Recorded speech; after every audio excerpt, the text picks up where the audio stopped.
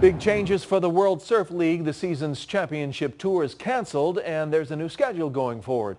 Instead of ending the season in Hawaii, from now on the season starts in Hawaii. The women will surf on Maui in late November and the men will surf the Pipe Masters on Oahu in early December. The tour champions will be crowned in September of next year at a location yet to be determined.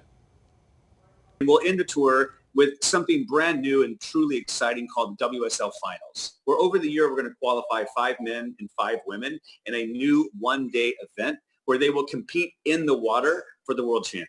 The location of that event is yet to be determined. After starting the season in Hawaii, the next event after that's in Portugal in mid-February, so most of the pro surf world will likely stay in the islands for the winter season.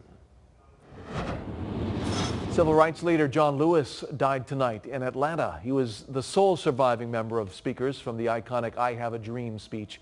Dan Sheneman looks back at Lewis's historic impact.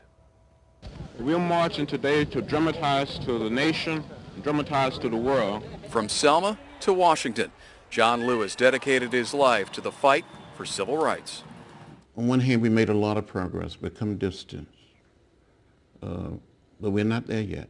The son of sharecroppers, he believed nonviolent action could ignite social change. We can change America, and in changing America, we can change the world. I was beaten by state troopers. Arrested dozens of times, he became one of the original freedom riders, challenging laws in the South which prohibited black and white riders from sitting together on interstate buses. The buses were often targeted by angry mobs. In 1963, he helped organize the March on Washington, when hundreds of thousands of activists gathered at the National Mall to hear one of the iconic speeches in American history. Later, Lewis worked to organize the marches from Selma to Montgomery, which included the confrontation on the Edmund Pettus Bridge, where marchers were met by Alabama state troopers. As he grew older, Lewis took his fight for social justice to Congress. One paper said he was the only major former civil rights leader to extend his fight for human rights to the halls of the Capitol. The time for silence and patience is long gone. We're calling on the leadership of the House to bring common sense gun control legislation to the House floor.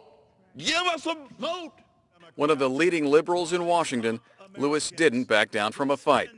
In his later years, Lewis spent much of his time educating and inspiring the next generation. And I said to all of the young people, you must get out there and push and pull and make America what America should be for all of us.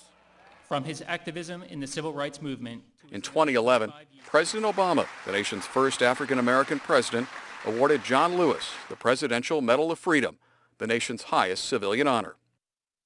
And generations from now, when parents teach their children what is meant by courage, the story of John Lewis will come to mind.